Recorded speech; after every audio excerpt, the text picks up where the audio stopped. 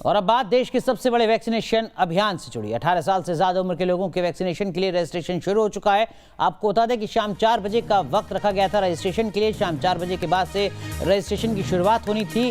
CoWIN platform पर जाकर आप भी रजिस्ट्रेशन अब कर सकते हैं। साथ ही आरोग्य सेतु ऐप पर भी रजिस्ट्रेशन की सुविधा दी गई है। आपको बता दें कि आज से अगर आप रजिस्ट्रेशन कराते हैं तो आप वैक्सीनेशन अपना करवा सकेंगे। अगर आपकी उम्र 18 साल से ज़्यादा है तो 1 मई से देश में जिस वैक्सीनेशन के अगले चरण की शुरुआत हो रही है, आप उसका फ़ायदा उठा सकते हैं। कोरोना के खतरे पर लगाम लगा सकते हैं, कोरोना की रफ्तार को कम कर सकते हैं। कोविन प्लेटफॉर्म पर जाकर, आरोग्य सेतु ऐप पर जाकर आप रजिस्ट्रेशन करा सकते हैं। अगर आपकी उम्र 18 साल से ज़्यादा है तो आप कोरोना की वैक्सीन ले सकते हैं। 5 तस्वीरें हम आपको दिखा रहे हैं किस तरीके से देश में तैयारी चल रही है ऑनलाइन रजिस्ट्रेशन को लेकर।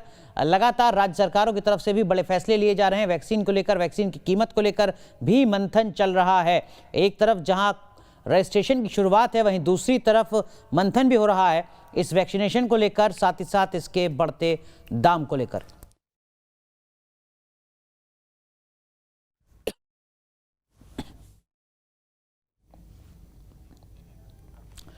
तो कैसे आप रजिस्ट्रेशन करवा सकते हैं, कैसे आप वैक्सीनेशन करवा सकते हैं, जरा ये भी हम आपको बता देते हैं। बहुत आसान है, बिल्कुल भी परेशान होने की जरूरत नहीं है। कोविन पोर्टल या फिर आरोग्य सेतु ऐप पर आप जाइए, वहीं पर आपका रजिस्ट्रेशन होगा। आरोग्य सेतु ऐप या कोविन ऐप पर अगर आप जाते हैं, उसकी वेबसाइट पर जाते हैं तो आप अपना मोबाइल नंबर दर्ज कीजिए। मोबाइल नंबर दर्ज करते ही आपके पास OTP आएगा। जिस तरीके से बाकी तमाम चीज़ों में आपके पास 1 टाइम पासवर्ड आता है, आप OTP बॉक्स में लिखिए उस OTP को जो आपके रजिस्टर्ड मोबाइल नंबर पर आया है, उसको वेरीफाई कीजिए।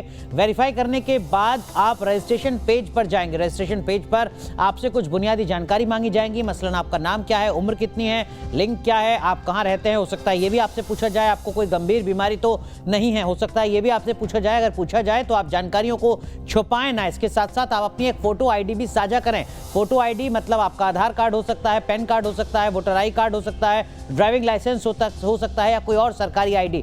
ये तमाम जानकारियां साझा करने के बाद आप रजिस्टर आइकन पर क्लिक कीजिए और जैसे ही आप क्लिक करते हैं आप खुद को रजिस्टर कर लेते हैं वैक्सीनेशन के प्रोग्राम के लिए। और फिर उसके बाद जो समय, जो जगह, जो तारीख तय होती है, उसी के आधार पर आप जाकर वैक्सीनेशन लगवा सकते हैं। कोरोना के खिलाफ लड़ाई में अपनी भूमिका निभा सकते हैं। आज से 18 साल से ज़्यादा उम्र के लोगों का रजिस्ट्रेशन हो रहा है। अब तक 45 साल से ज़्यादा उम्र के लोग ही कोरोना की वैक्सीन ले सकते थे, लेकिन आज से 18 साल से ज़्यादा उम्र के लोगों का भी रजिस्ट्रेशन शुरू हो रहा है। 1 मई से वो वैक्सीन ले सकते हैं। रजिस्ट्रेशन की प्रक्रिया कुछ दिन पहले से शुरू की गई है। मकसद यही है कि ज़्यादा से ज़्यादा लोग कोरोना की वैक्सीन लगवा सकें और कोरोना के बढ़ते कहर के बीच जो कोरोना की चेन है उसको तोड़ा जा सके। इसी के लिए तमाम तरीके के कदम राज्यों के स्तर पर उठाए जा रहे हैं, केंद्र सरकार के स्तर पर उठाए जा रहे हैं। बैठकों का दौर भी लगातार जारी है, लेकिन इस बीच कुछ ध्यान रखना होगा। एक मोबाइल नंबर से सिर्फ 4 लोग अधिकतम रजिस्ट्रेशन करा सकते हैं। 45 साल से ज्यादा उम्र के लोगों के लिए जिस तरीके की व्यवस्था पहले थी, वो व्यवस्था अभी भी जारी रहेगी। रजिस्ट्रेशन की जो नई प्रक्रिया है वो 18 साल से 45 साल यानी या कहिए 44 साल तक के लोगों के लिए लागू रहेगी।